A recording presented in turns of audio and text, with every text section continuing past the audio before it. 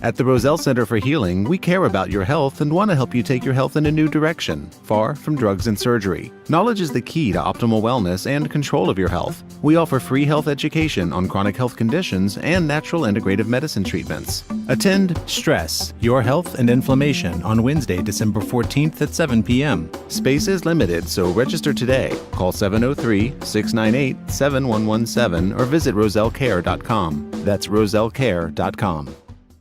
This is Dr. Tom Roselle. After 38 years of practice and almost 1 million patient visits, the Roselle Center for Healing knows what works and knows how you can take control of your health and wellness. My team of doctors practice 21st century integrative medicine. Whether you suffer from chronic pain and fatigue, allergies, or headaches, we can help. Take charge of your health before it's too late. Make an appointment today. Call 703-698-7117 or visit online at rosellecare.com. That's rosellecare.com.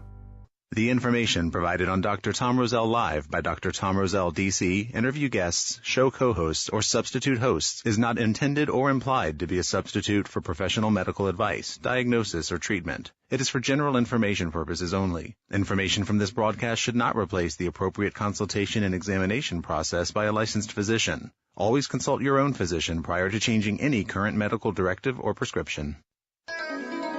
Dr. Tom Roselle Live, right now, on 105.9 FM and AM 630 WMAL. And welcome to Dr. Tom Roselle Live. We are here live in the studio to talk about health issues and get you informed so you have more options and are more educated about holistic medicine and different things you can do for your own health and get involved with what's going on nationally.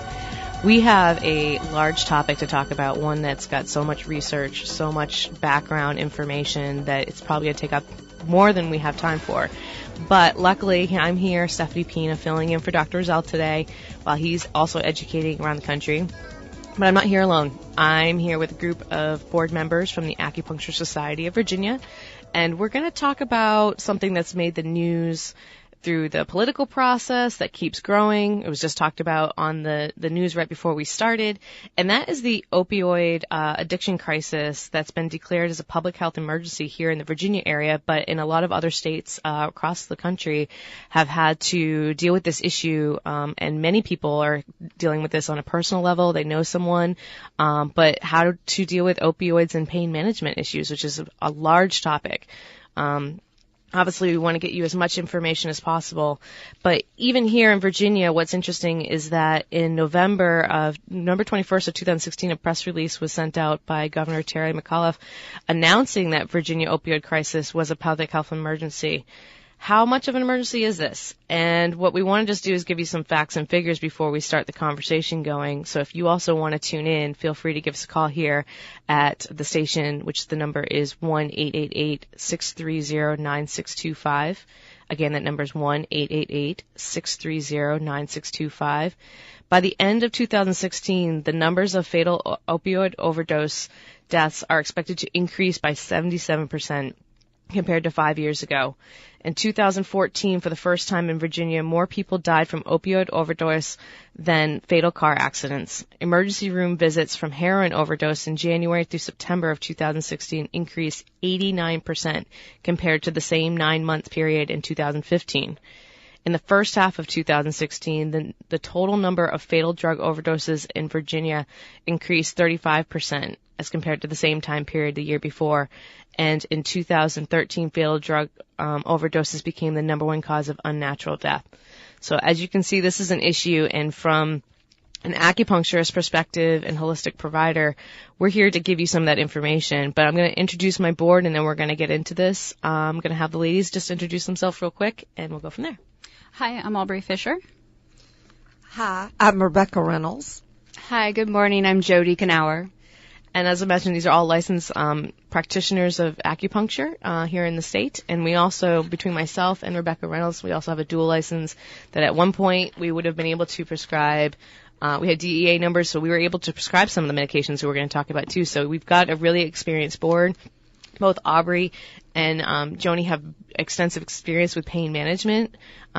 Jody also basically has experience working with military as well too. So you're going to hear about a lot of different aspects of how we come about and why acupuncture really should be something that people should be thinking about, not only as the first way to think about treating pain management, but also to help treat and deal with the addictions of this opioid crisis. Let's talk about first this mechanism of action, because when we talk about something that's so serious as medical drugs and opioid medications, we need to talk about, how they work. But let's think of it from an acupuncture standpoint, because a lot of people still are unaware of how it works in the body and what our clinical experiences are. When we think about that, how do we see treating pain management and treating the opioids problem as an issue in our own clinics? Well, that's a really good question. Obviously, pain arises as a result of a lot of different reasons. There's trauma, so falls, auto accidents, work injuries. But what I see a lot in my own clinic is just the change in lifestyle we've had probably over the last decade or so. We're more sedentary, so we don't move around a lot. We don't get as much exercise. I see a lot of postural alignment issues related to sitting for long periods of time. I treat a lot of IT computer specialists who spend 8 to 10 hours at their desk. And so they sit a lot, and they get repetitive injuries as well from using keyboards and other technology.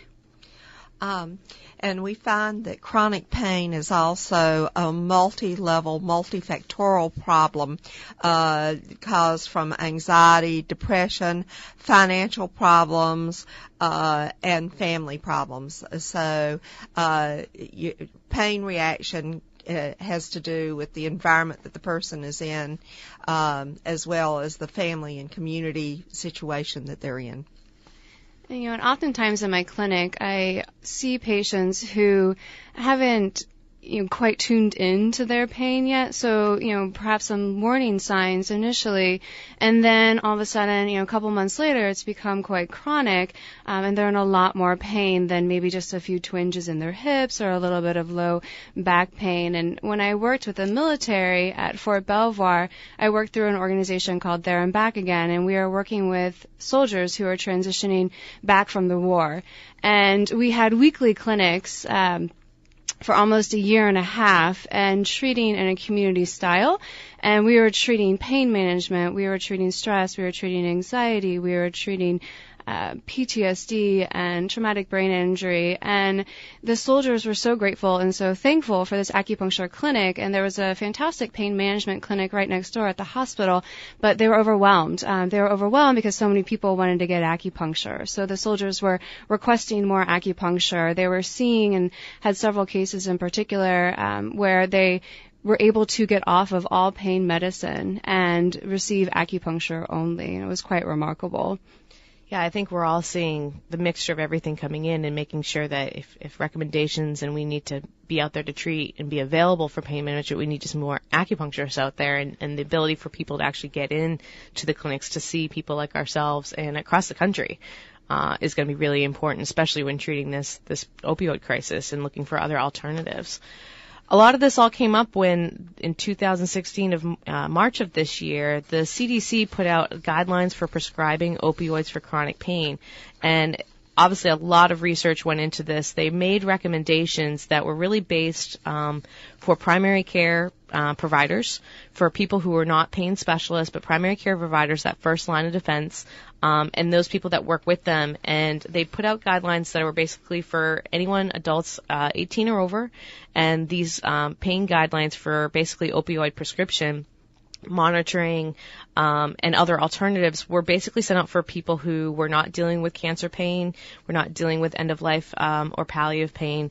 But their guidelines were very interesting because they covered a lot of research, as I mentioned, but they didn't cover quite everything. So we do want to make sure that we can also help them with one of their number one recommendations. And out of the 12 recommendations that they said, which is available, online from the CDC, the first recommendation that they said was non-pharmacological therapy and non-opioid pharmacological therapy are preferred for chronic pain. Clinicians should consider using opioid therapy only if expected benefits for both pain and function are anticipated to outweigh the risks for the patient. If opioids are used, they should be combined with non-pharmacological therapies and non-opioid pharmacological therapy as appropriate. This is the perfect place when we talk about holistic healing, especially the role of acupuncture, because one of the benefits is that not only acupuncture treats pain management and has a long time history of doing it, lots of research on it, but it also helps treat the effects that come along with pain management and drug use, like addiction as well too. So we're going to be getting into that with this show.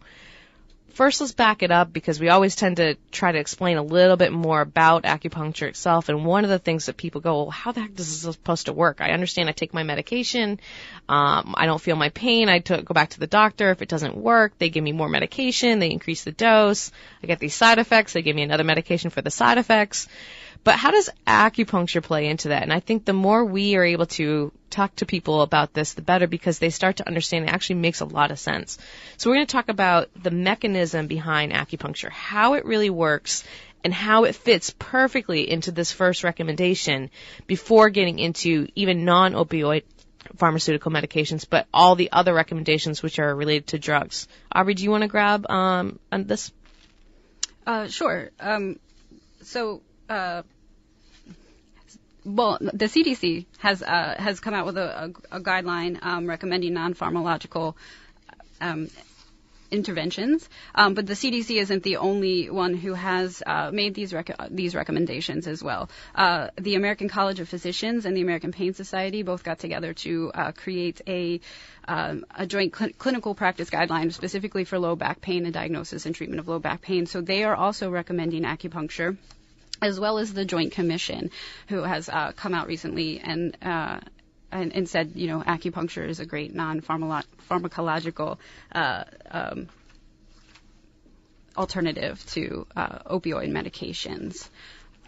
And there's so much research out there now regarding acupuncture. There's thousands of clinical trials and showing improving the effectiveness and the safety of acupuncture. Oftentimes, if someone has perhaps a little pain in the infraspinatus, there can be referral patterns. And from that, the tissue perhaps might be hypoxic, or there might be a lack of oxygen in the tissue. So acupuncture increases blood flow to the region. Acupuncture acts as an endogenous opiate. So in this, it's a natural anti-inflammatory compound, and it helps support relaxation and supporting pain management.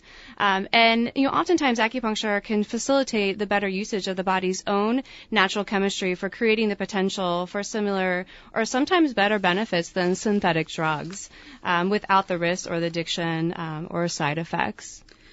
Yes, I was going to point that out. It's important to note that acupuncture is very safe and very effective. There are no side effects in comparison to what people experience on opioid medications. Yeah, when we talk about those endogenous opioids, basically that's your body's own pain mechanism. And what's amazing, if anyone out there has ever had acupuncture, or they've talked to people who have had acupuncture too, that's one of the main mechanisms they've seen with research. Medical physicians agree that they've been able to test this, that when patients come in, they also get this great sense of relaxation, which in itself is its own therapeutic value. You can't say we can't relax more. We need to de-stress, right? Well, those endorphins and opioids that the body creates naturally are working at the same receptor levels that these medications are. So basically, you're treating the exact same way on a much more gentle level, and the body can relax at the same time. It does pain management and helps with relaxation, which is some of the things that these drugs and medications can't provide. The side effects are little to none, and we've had a long time history of it. We've used it for multiple different kind of pain things.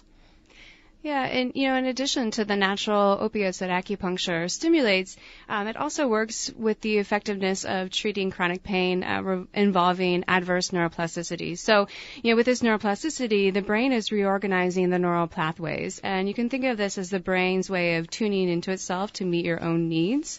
So acupuncture is effective for chronic pain, but it also is effective for acute pain as well. We see this over and over again. we're going to get into how the Joint Acupuncture Opioid Task Force, the Acupuncture Now Foundation, and the American Society of Acupuncturists have filed a report with the CDC to actually talk about the benefits of acupuncture using their own research and basically their scientific references to help come up with better options for patients just like you. We're going to be back in just a couple of minutes to talk about the opioid crisis and how acupuncture can help you.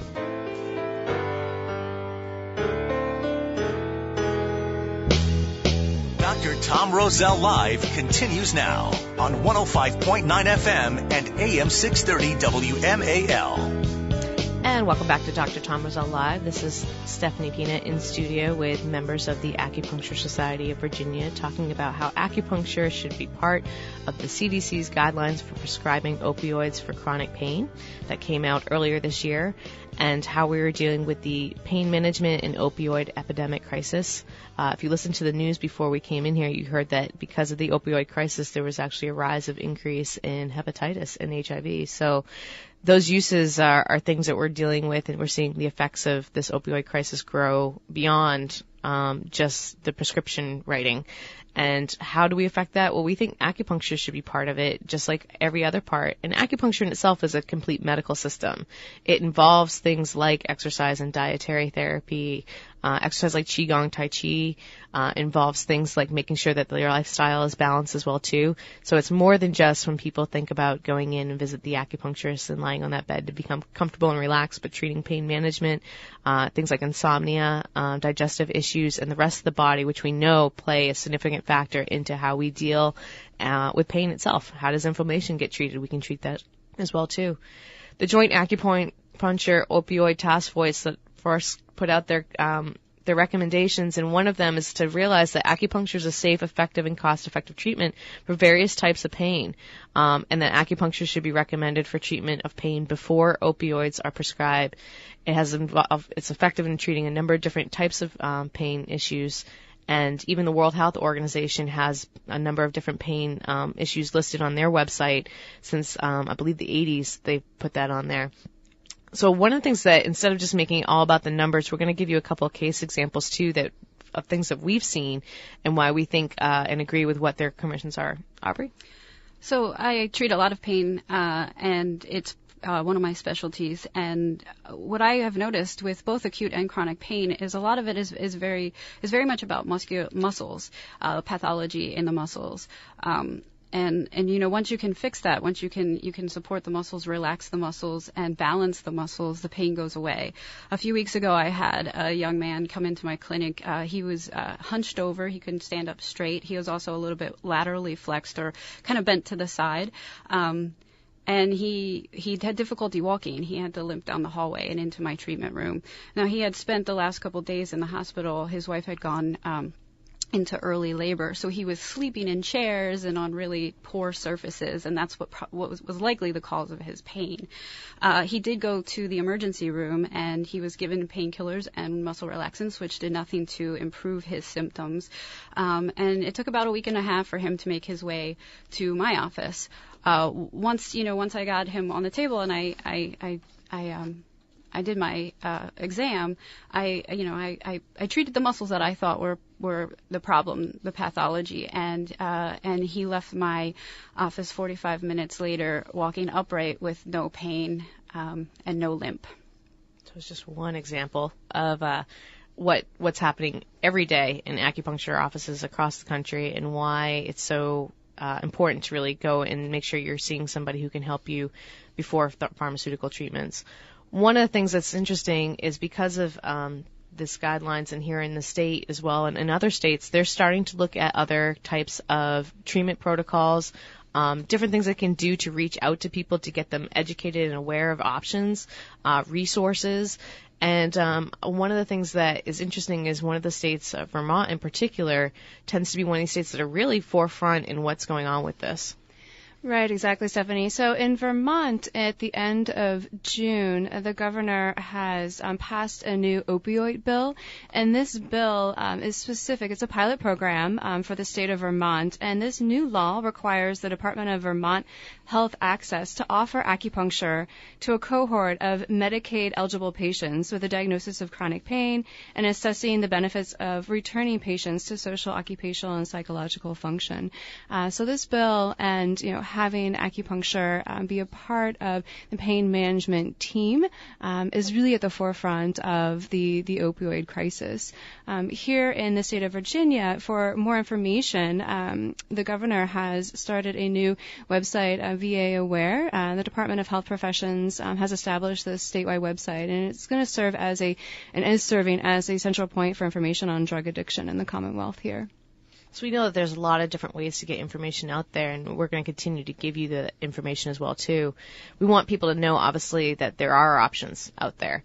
And the CDC's report was a great eye-opener, I think, for primary care physicians, because they realize not only do they have to start becoming more aware and talk about their treatment goals with their patients, but that monitoring is a big issue, too. And a lot of the times they just don't have the time to do that. They're trying to get as many patients in.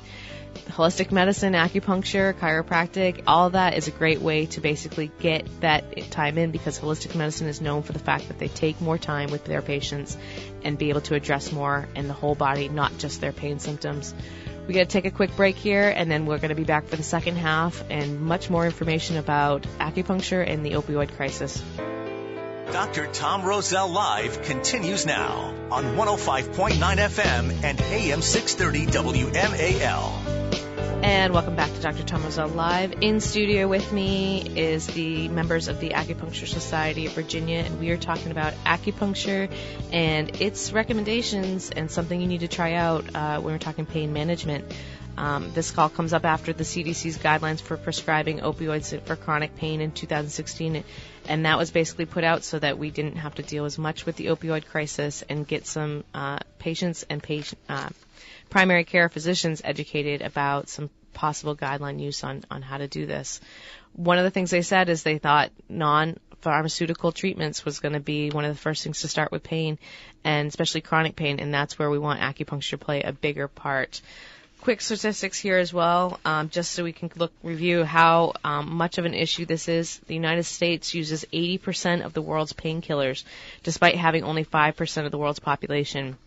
Nationally, 78 people die of opioid-related overdoses a day. More than 40 people die every day from prescription opioid overdoses.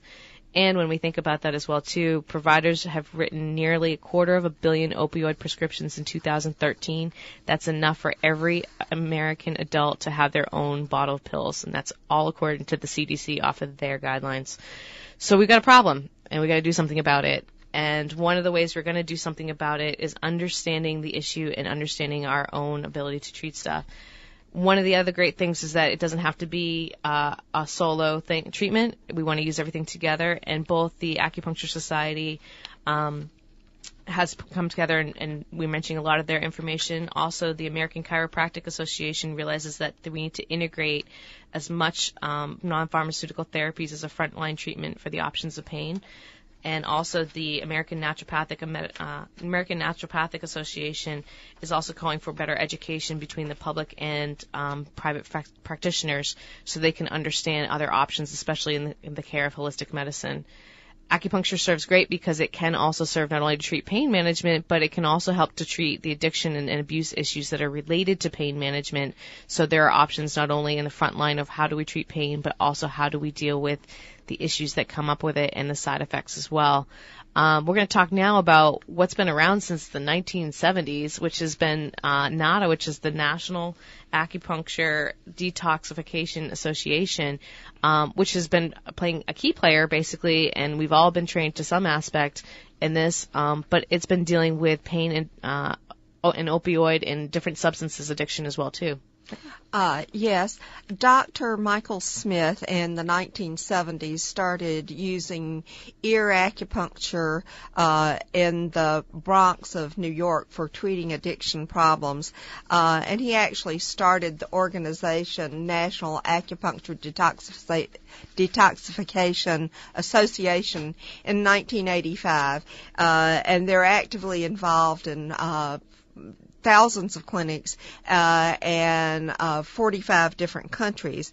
And so you say, well, how does this work? Well, Jody mentioned neuroplasticity, but in treating addiction, you are just really depleted in neurotransmitters in your brain and all over your body. And acupuncture helps raise the serotonin and dopamine and GABA levels, which are just at rock bottom with addiction patients. And this increasing of neurotransmitters will help patients overcome depression, anxiety, and insomnia, and it will also help the people involved in a treatment program be able to maintain in their treatment program.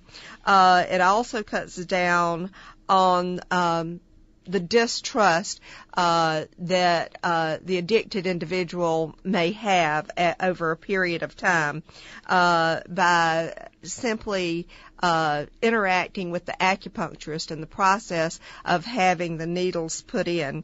And it will help deal with his underlying fears about his substance abuse problems. There's usually a lot of guilt. And the calming and grounding effect of the mind also help reduce the pain relief and the withdrawal symptoms by increasing the endorphins. Acupuncture today has a great opportunity to work with other government agencies here in the state of Virginia, and CDC and SAMA, the Substance and Abuse Mental Health Service Administration. We look forward as an organization, as ASVA, to working to help with the opioid epidemic and recovery and treatment. Because acupuncture and having acupuncture recognized for the effective modality that it is.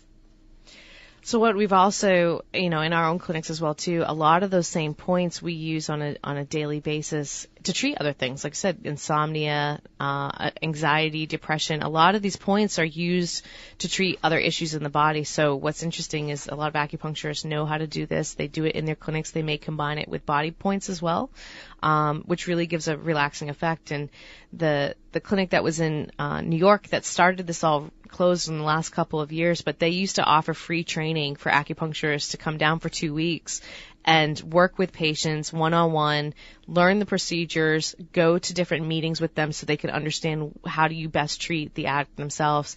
I was able to work with somebody who had gone and done it, and she came back with a wealth of knowledge and understanding, not only treating the addiction, but treating the patient. And a lot of times these patients, it's a different interaction than when they're coming in and saying, I have this problem, because they're not able to express their withdrawal symptoms and stuff too. And acupuncture is used as an adjunct treatment. So it's used together with other things as well too. So that safe zone is definitely where acupuncture can be a player in this whole field. One of the things that this guideline from CDC did not address, and they actually were very clear cut in it, is the fact that their pain management guidelines did not address patients, particularly that were dealing with cancer, that were dealing with end-of-life care, with palliative care, so basically working more with quality of life. And I think that the acupuncture serves a huge role in this. I have a patient currently right now that we work together to try to do the best we can, and she gets results. And she also has someone to talk through the whole thing as well too. Also, when you look at some of the other major players out there and facilities that treat cancer care. The Mayo, Sloan Kettering, Mayo Clinic, Cancer Treatment Centers of America, they all have acupuncturists on staff that work with their patients. So when I was when I was in my internship with a radiation oncologist, he was more than happy to have us go in there and treat these patients because they knew where they didn't want to give them any more medications. They weren't allowed to give them more. So there was definitely things that acupuncture could do for these patients, and especially since they're not even in these guidelines as well, too. Yeah, so often regarding addiction, there can be a stigma attached to an addiction. And, the U.S. Surgeon General recently explained that addiction is not a character flaw. It's a chronic illness. And we must approach this with the same skill and compassion with which we approach heart disease, diabetes, and cancer. And recently, in 2016, the U.S. Surgeon General, Dr. Vivek Murthy, launched a public awareness campaign about the opioid epidemic. He wrote to ourselves and 2.3 other million health professionals, and encouraging all to seek education and safe practices and to screen patients for the opioid use.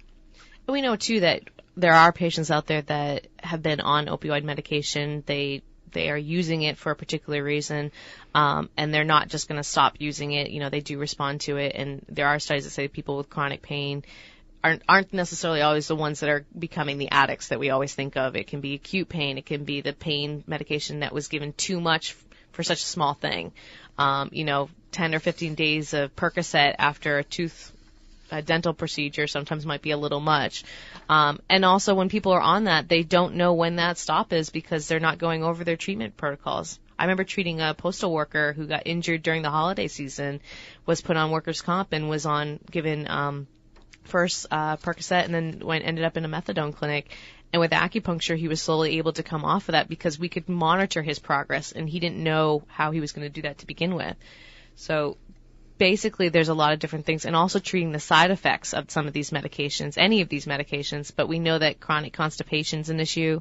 We know that the opioid itself kind of, if you imagine it, slowing down the body, so the stools don't want to work as well. The respiratory system doesn't work as well, so there's increased risk of side effects with people that have sleep apnea because their breathing is already off. There's increased risk of drug interactions, basically with everything like antihistamines, antidepressants. That's all been reported. So if we can use some of these holistic medicine modalities like acupuncture to help treat that, there's less medications going around. There's less need of these drug interactions as well too. So the side effects become a huge thing. In fact, there's commercials now on opioid-induced constipation TV ads where he's walking around and everybody's happy, but he's looking for the bathroom and he can't go.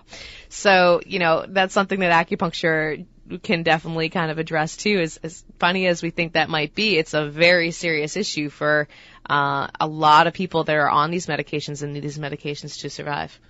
Yeah, we can no longer afford to have acupuncture on the sidelines anymore as part of a pain management care. And, we work so well as acupuncturists and team with and in conjunction with primary medical physicians within hospital settings, within an integrative care center. So we're often seeing patients from an acute level, but also a chronic, post-operative stage where they are, perhaps on medications and they're slowly getting off of those medications. And we can treat patients through all phases of surgeries, all phases of their pain as well to help support the process and working with their medical doctors.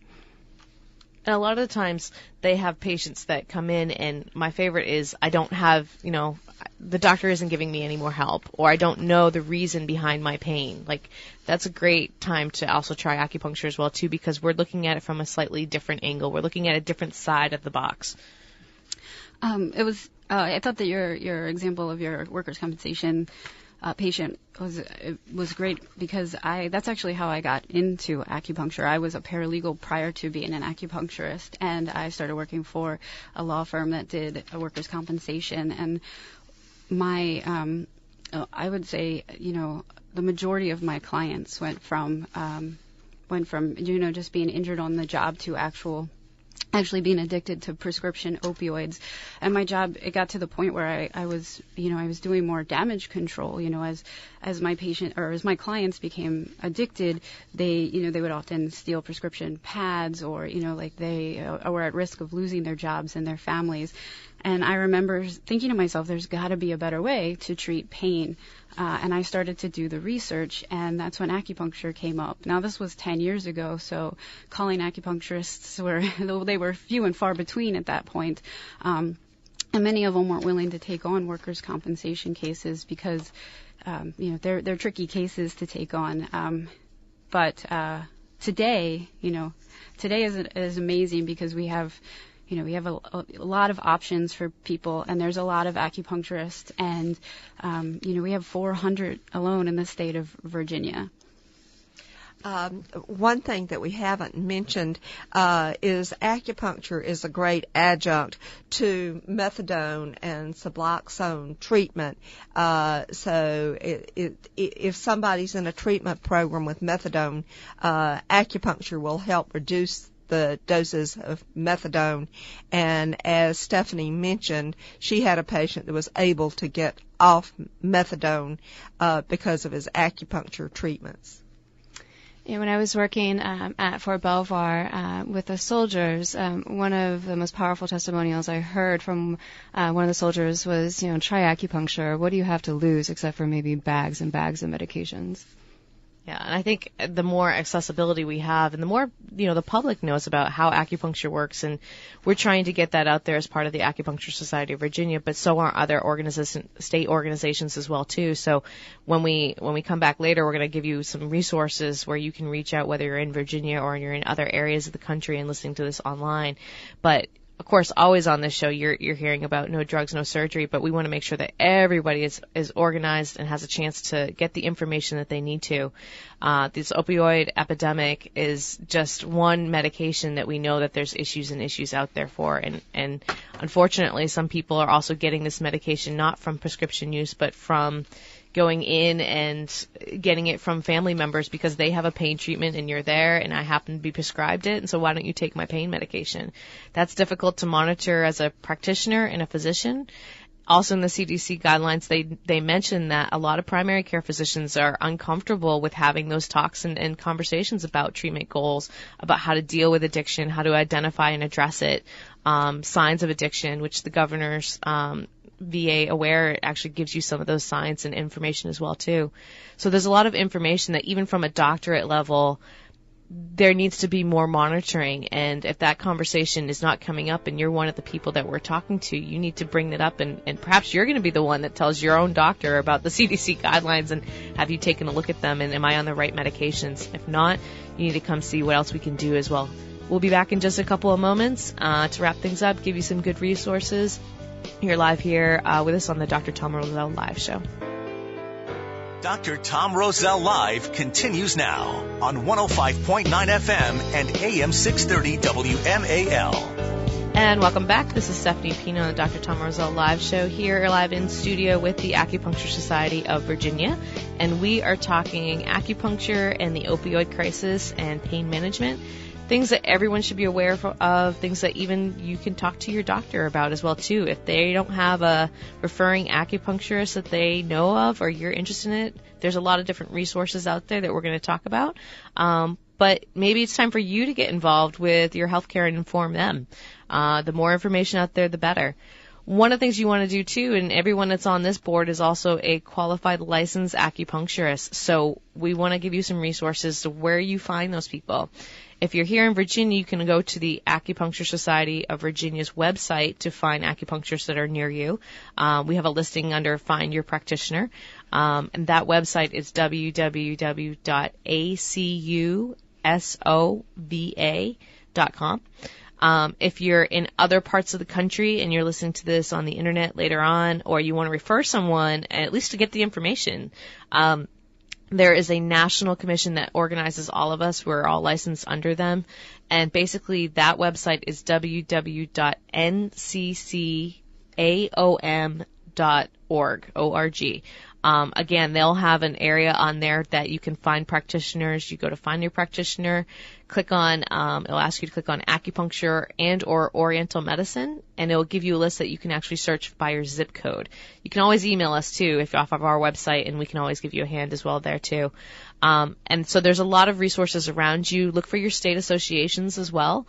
Each state association will usually have a list of the people and the members that are part of that, and they usually also say what they have specialties into. We're going to do some last-minute final thoughts about this topic. Yes, I just wanted to point out that acupuncture is accessible for everyone. My youngest patient is 10. My youngest pain management patient is 10, and my oldest is 88. So you're never too young or too old for acupuncture. And, acupuncture, in addition to age ranges, treats so many types of people in different stages of what they're going through in their lives. And, I see a lot of women in my clinic and a lot of pregnant women. And oftentimes during pregnancy, of course, you're limited with what you can ingest in the body. And acupuncture is fantastic and incredibly safe for pregnant women in supporting any sort of pain, constipation, stress. Morning sickness. Exactly. I just wanted to mention that on a positive note, with the opioid epidemic, the positive thing is that it has been recognized, and acupuncturists and Governor McAuliffe in Virginia are working hard to lessen and or resolve the opioid addiction, and we're working with other organizations to try to come up with resolutions to help our population that's suffering with this problem. Yeah, we really can't tell more and more about the fact that at least these CDC guidelines have gotten people's eyes open, because, it was just something that was thrown out there that we've heard about. But more people actually know people dealing with pain, and they don't have other options for them. The Joint Acupuncture Opioid Task Force paper is also available online, and as other information too under the Acupuncture Now Foundation. They are a great resource, and the Acupuncture Society of Virginia is a member of that association. So all of our members are essentially a part of that as well too. So it's a great resource for anyone really. They're easy to read, but it gives us the proof behind the pudding, because a lot of this stuff can get lost in numbers. And really it's all about the education and making sure we can get patients treated. If you're looking for someone, again, in your area, make sure you check out your state associations, because they're going to be the best ones to answer the questions that you have. Even if you're not sure if you want to go in, they can tell you, answer questions. Does acupuncture hurt? How old do I have to be to get acupuncture?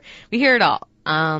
But we want to make sure that patients are informed and know why they're coming in, more than just treating pain management, and also knowing that it can affect other aspects of their body, like lifestyle, financial, chronic inflammation, other areas that come up for too, as well as treating side effects and other issues. Dr. Roselle is going to be back next week, and we have to thank him for letting us crash the radio show once again. And essentially, live from in here, we're thankful to be here and be able to give you this information, and hopefully you had learned a couple of big things about acupuncture and are better ready to deal with the opioid crisis. Thanks, and we'll see you next week. This is Dr. Tom Roselle, author of Ageless Health. Health is a do-it-yourself program. My book, now also available in audio version, is a step-by-step program of how to take control of your health and wellness without drugs or needless surgery. You have the capacity to change your health and level of well-being. Take control of your health today and order Health is a do-it-yourself program. For more information and to order, please visit agelesshealthbook.com. That's agelesshealthbook.com. Are you dental phobic? Do you neglect your dental health because of fear and anxiety? A beautiful smile begins with exceptional dental care, and you can trust in the expertise of Soft Touch Dental Care and Dr. Michael Chung. Soft Touch Dental Care is unlike any dentist office you'll ever experience. Their warm and welcoming environment is designed to soothe fears and anxiety the moment you arrive, and they're especially pleased to pamper their honored guest patients. Dr. Michael Chung is a professional and leading expert in all areas of comprehensive dentistry, including cosmetic, sedation, neuromuscular, TMJ, and implant dentistry. Offering state-of-the-art technology, Dr. Chung can give you the smile of your dreams. Arrange for a complimentary consultation today with Dr. Michael Chung and experience the expertise that makes Dr. Michael Chung so unique. Call 703-319-6990. That's 703-319-6990. Or visit bestinsmile.com. That's bestinsmile.com.